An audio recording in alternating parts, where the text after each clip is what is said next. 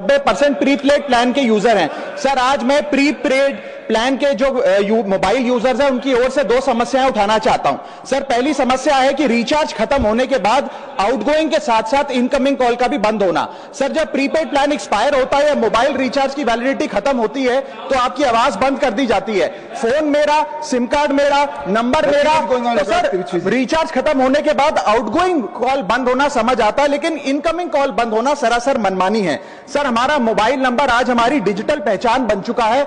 Essential communication जैसे कि UPI payment, banking, OTP, train ticket OTP, PAN Aadhaar authentication, interview का call, hospital का call, मां बाप का गांव से कॉल, तमाम चीजें इनकमिंग कॉल और इनकमिंग एसएमएस से आती है और वो इसलिए बंद कर दिया जाता है कि इंसान एक रिचार्ज कराना भूल गया।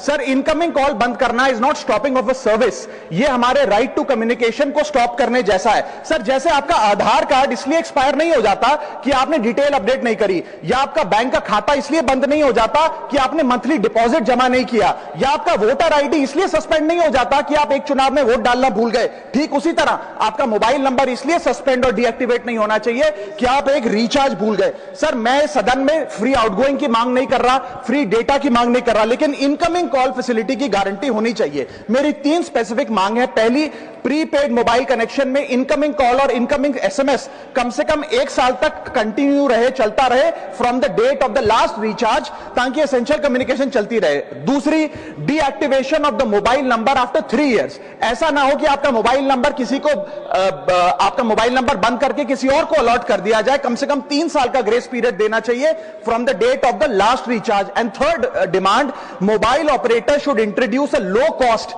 Incoming only plan. वो लोग जो सिर्फ इनकमिंग के लिए फोन रखते हैं उनके लिए, जैसे कि 10 रुपए में 180 दिन की इनकमिंग कॉल की फैसिलिटी, इस प्रकार की स्कीम्स मोबाइल ऑपरेटर को लानी चाहिए। दूसरी समस्या जो प्रीपेड कस्टमर्स फेस करते हैं वो है टेलीकॉम ऑपरेटर का 28 दिन का मंथली रिचार्ज। साल में सर महीने 12 होते हैं, लेकिन 28 दिन की रिचार्ज के माध्यम से 13 टाइम्स रिचार्ज कराना पड़ता है। कैसे सर? 28 दिन into 13 times is equal to 364 days. ये एक बड़ी क्लेवर स्ट्रैटेजी है जिसके चलते आपको फीलिंग 30 दिन की देते हैं, लेकिन आपसे डीलिंग 28 दिन की करते हैं। सर दुनिया में हर जगह बिलिंग साइकिल कैलेंडर मंथ के हिसाब से होती है, 30 या 31 दिन।